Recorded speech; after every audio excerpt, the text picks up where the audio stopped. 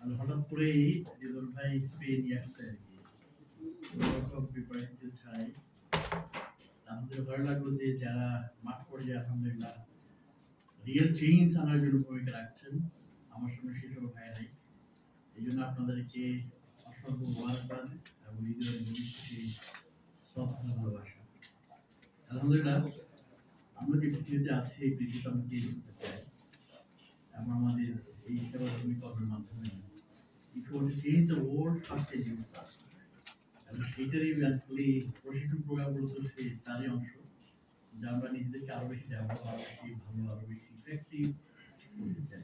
এই জন্য আমাদের এই জন্য প্রশিক্ষণ প্রোগ্রাম আশা করি আপনার সেখান থেকে যথেষ্ট তথ্য নিয়ে যাচ্ছেন এবং যাবেন। এই ক্ষেত্রে জাস্ট কয়েকটা পয়েন্ট প্রথমত আমার জন্য এবং তার পাশাপাশি আপনাদের জন্য। আপনাদের যে সেক্টর আপনার কাজ করছেন, আল্লাহ সুবহানাহু ওয়া তাআলা হচ্ছে খায়রুন নাস মান ইয়ানফাউন নাস, মানুষের মধ্যে তারাই সেরা যারা মানুষের উপকার করে। এই যে অপরের আপনাদের কর্মকাণ্ড কল্যাণ করছেন নিঃসন্দেহে শ্রেষ্ঠ মানুষগুলো আমার সামনে। সেই জন্য আপনাদের দয়া ভালোবাসা সিম্পেথি সবকিছুই রাখতে করেই মানুষের নিজের কাজগুলো করছেন। এই জন্য এই দুনিয়াতে যারা আছে টোটাল মানবতার জন্য আমরা কাজ করছি।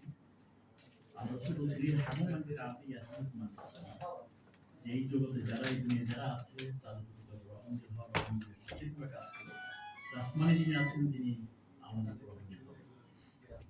এই জন্য আলহামদুলিল্লাহ আপনাদের অনেক সুযোগ আছে, আপনাদের কাজগুলো মানুষ অনেক বেশি আপনাদের হয় এবং তার পাশাপাশি তার সাথে যদি যুক্ত হয় আপনাদের মোটিভেশনাল অ্যাক্টিভিটি, একটা মানুষকে ভালো কথা দিয়ে সুন্দরভাবে আচরণ করে সুন্দর ভূমিকা রেখে একেবারে রিয়েল চেঞ্জ গুলো মানুষের জীবনে আপনি আনতে পারেন।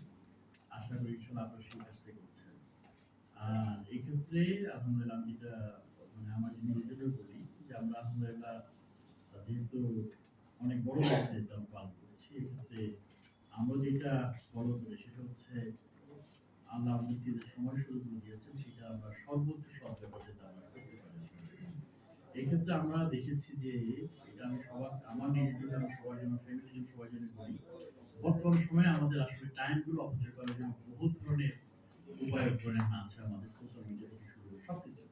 আমি সুইডেন ফিনল্যান্ড বিভিন্ন এলাকায় যেখানে গিয়েছি বাচ্চাদের নিয়ে দেখেছি, তাদের নিয়ে ওয়ার্কশপ করেছি, দেখেছি এরকম যে এগুলো আমাদের জন্য আমাদের বাচ্চাদের জন্য জরুরি।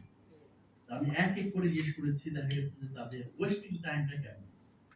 সেক্ষেত্রে দেখা গেল যে এক একজন বাচ্চা 7, 8, 9 ঘন্টা পর্যন্ত তার স্বামীকে তারা অপচয় করে এবং সেটা সোশ্যাল মিডিয়া বিভিন্ন ইনস্টাগ্রাম টিকটক ইত্যাদি হিউজ টাইম এবং পুরো জেনারেশন থেকে জেনারেশন বিষয় হচ্ছে। এবং অনেক সময় দেখা যায় যে এটা আমরা তাত্ত্বিক মুক্ত আমরা স্ক্রল করতে করতে আওয়ার্স আফটার আওয়ার্স আমরা ফিনিশ করে দিচ্ছি, কিন্তু এটা আমাদের মানে কোনো সচেতনভাবে আমরা খবর রাখছি না বা খেয়াল করছি না। অথচ আমাদের টাইমটা আল্লাহর পক্ষ থেকে আমানত এবং এই ব্যাপারে আল্লাহর কাছে অবশ্যই আমাদের জিজ্ঞেস করা হবে, জিজ্ঞাসিত করা হবে। কারণ এই আমাদের যতগুলো আমানত আছে তার মধ্যে টাইমটা অন্যতম একটা আমানত। এবং কিয়ামতের ময়দানে যে প্রশ্নটা করা হবে আমাদের যৌবন সম্পর্কে, আমাদের জীবন সম্পর্কে, তার মানে হচ্ছে আমাদের টাইম সম্পর্কে আসলে জিজ্ঞেস করা হবে যে আমরা আমাদের যৌবন কিভাবে অতিবাহিত করেছি, জীবনকে কিভাবে অতিবাহিত করেছি। এই জন্যে আল্লাহ যেভাবে বলেছেন সুম্মা লা তুসআলুনা ইয়াওমা ইযিন আনিন নাঈম, তোমাদের প্রদত্ত প্রত্যেকটা নিয়ামত সম্পর্কে অবশ্যই আমাদেরকে আল্লাহর কাছে জিজ্ঞাসা করা হবে, জিজ্ঞাসিত আমরা হব। এই জন্য টাইমটা আমাদের অত্যন্ত গুরুত্বপূর্ণ। শেক্সপিয়ার বলেছেন I wasted time now wasted me. যে আমি টাইমকে অনেক ওয়েস্ট করেছি আর টাইম আমাকে ওয়েস্ট করছে, মানে আমাকে ধ্বংস করে দিচ্ছে, আমার আর কিছুই এখন অর্জন করার নেই। ইমাম শাফি রাহিমাহুল্লাহ অনেক সুন্দর একটা কথা বলেছেন। তিনি বলেছেন আল ওয়াক্তু কা সাইফ, যে সময়টা হচ্ছে তরবারের মতো, ইন লাম তাকতুলহু ইয়াকতুল, তুমি যদি তাকে হত্যা না করো সেই তোমাকে হত্যা করবে। তাহলে টাইমের যদি আমরা যথাযথ ইউজ না করি তাহলে টাইম আমাদেরকে জীবনটাকে ধ্বংস করে দেবে। আমরা দেখা যায় যে জানতে অজান্তে আমাদের অসংখ্য টাইম আমরা অতিবাহিত করছি। সেই ছেলে থেকে আমি জিজ্ঞেস করলাম যে তুমি যদি 8টা ঘন্টা তোমার জীবন মানে প্রত্যেকদিন নষ্ট করো তোমার হায়াত যদি হয় 60 বছর, তাহলে তোমার 60 বছরে 20 বছর তুমি এইভাবে কি করলা, নষ্ট করলা। তো এইভাবে আমরা যদি দেখি আমাদের এই 24টা ঘন্টার মধ্যে আমরা কিন্তু অনেকে অনেকভাবে সময় নষ্ট করি। আমি যেটা বলতে চাই যে আমাদের এই যে ট্রেনিং প্রোগ্রাম একটা হয়তো নির্দেশিকা দেওয়া হয়েছে, কিন্তু আমরা যদি ট্রাই করি 24টা ঘন্টাকে আমরা অনেক সুন্দরভাবে কাটাতে পারি, নিজের জীবনে আরো অনেক বেশি স্কিল এক্সপার্টিস এগুলো অর্জন করতে পারি, নতুন নতুন বই পড়তে পারি, নতুন নতুন অনেক জ্ঞান অর্জন করতে পারি, নতুন ল্যাঙ্গুয়েজ, অনেক কিছু আছে যেগুলো প্ল্যান করলে, প্ল্যান যদি করেন তাহলে এগুলো অর্জন করা সম্ভব। এবং সেই প্ল্যানিংয়েরও আমাদের অনেক অভাব। আমি দেখছি যেটা আমি আগের রাত্রে প্ল্যান করেছি, পরের দিনটা অনেক সুন্দর গিয়েছে। যেদিন প্ল্যান হয়নি দেখা গেল অনেক অনেক টাইম আমার ওয়েস্ট হয়েছে, ওয়েস্ট হওয়ার পরে আমরা বুঝতে পেরেছি। এই জন্য আল্লাহ রাসূলের একটা স্লোগান যদি আমরা সবসময় মনে রাখি, যেটা আমাদের জীবনকে অনেক দূরে এগিয়ে নিবে, আমাদের জীবনটাকে আরো অনেক বেশি প্রোডাক্টিভ করবে। সেটা কি? মানিস্তাওয়া ইয়াওমাহু ফাহুয়া মাগবুন। যার দুটি দিন একই রকম গেল তার জন্য বড়ই আফসোস, তার জন্য বড়ই হতাশা, হতভাগা। এই জন্য একজন মুমিনের, একজন মুসলিমের, একজন প্রোডাক্টিভ ম্যান যে তার দুটি দিন একই রকম যেতে পারে না। আমার শপথ এরকম হবে যে আমার গতকালটা অবশ্যই আজকের দিনটা গতকালের চেয়ে যাতে ভালো হয়, এবং আগামীকালটা আজকের চেয়ে অনেক যাতে ভালো হয়। এই জন্য মুমিনের আল্লাহ রাসূলের আলহামদুলিল্লাহ খুব অল্প কথা কিন্তু কত সুন্দর অর্থবহ। মানিস্তাওয়া ইয়াওমাহু ফাহুয়া মাগবুন। এই জন্য একজন মুমিনের দুটি দিন একই রকম যেতে পারে না। আমাদের প্রত্যেকটা দিন হবে অনেক বেশি প্রোডাক্টিভ, আরো অনেক বেশি অর্জনের, আরো অনেক বেশি নতুন নতুন কিছু গেইন করার। এবং এইভাবে যদি হতে পারে তাহলে ইনশাআল্লাহ স্কাই দা লিমিট, যা মানে অনেক উচ্চে, অনেক উচ্চ মাত্রায়, উচ্চ মার্গে আমরা বুঝতে পারবো। এবং সেইটাও কিন্তু অত্যন্ত জরুরি।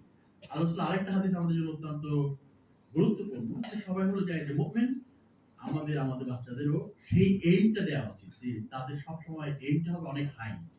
এটাকে বলে এইম হাই, যে আমি একেবারে আমি যে পর্যায়ে আছি না কেন সর্বোচ্চ পর্যায়ে নিজের ওঠার চেষ্টা করবো। আল্লাহ রাসূলের হযরত আলী রাদিয়াল্লাহু আনহু একটা সুন্দর হাদিস, তার ছেলে হাসানকে তিনি জিজ্ঞেস করেছিলেন তুমি কি হতে চাও?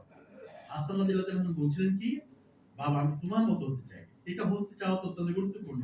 অনেক সুন্দরভাবে উত্তর দিয়েছেন, কারণ তিনি খলিফা ছিলেন। আল্লাহ রাসূল অত্যন্ত একজন প্রাণপ্রিয় সাহাবী এবং অনেক বড় যোদ্ধা। কিন্তু হযরত আলীর উত্তর কি ছিল? আলী রাদিয়াল্লাহু আনহু বলছিলেন, না তুমি আমার মতো হতে চেও না, তুমি কার মতো হতে চাও? প্রফেট মুহাম্মদ সাল্লাল্লাহু আলাইহি ওয়াসাল্লাম। তাহলে তুমি অন্ততপক্ষে আমার মতো না হতে পারো, মানে তার মতো হতে পারবে না, কিন্তু আমার মতো হতে পারো। এই জন্য আমাদের এইমটাও আলহামদুলিল্লাহ আমরা যাতে যে পর্যায়ে আছে, অনেক সময় আমরা ক্ষান্ত নেই, অনেক সময় আমাদের সুস্পষ্ট পরিপূর্ণ থাকে না, আমরা কোন পর্যায়ে পৌঁছতে চাই এই ধরনের কোনো প্ল্যানও থাকে না, এবং এটা কখনোই অন ইসলামিক না। আমি যে পর্যায়ে আছি আমার উচ্চ মানের সর্বোচ্চ শিখরে ওঠার জন্য আমার চূড়ান্তভাবে ট্রাই করতে হবে। আল্লাহ রাসূলের হাদিসও কিন্তু সেটাকে সাপোর্ট করে। সেটা কি? ইজা সাআলতুমুল্লাহ ইজা সাআলতুমুল্লাহ ফাসআলুহুল ফিরদাউস। তুমি যদি আল্লাহর কাছে কিছু চাও, তাহলে কি চাও? সর্বোচ্চ চাও। মানে সর্বোচ্চটাই চাও। এইজন্য এক্ষেত্রে আমি বলবো ইনশাআল্লাহ আমাদের টার্গেটটাও যাতে একেবারে এইম হাই হয়, সর্বোচ্চটা যাতে আমরা চাই, সেক্ষেত্রে আমরা যাতে সেটা অ্যাচিভ করতে পারি। আল্লাহ আমাদের তৌফিক দান করুন, আমাদের সমস্ত কাজগুলো পূরণ করুন, অনেক বেশি প্রোডাক্টিভ মুসলমান হিসেবে নিজেদেরকে করে তোলার তৌফিক দান করুন, এবং মানবতার কল্যাণে আমাদের সময় শ্রম সবকিছু কবুল করুন। আমিন। আসসালামু আলাইকুম ওয়া রাহমাতুল্লাহি ওয়া বারাকাতুহু।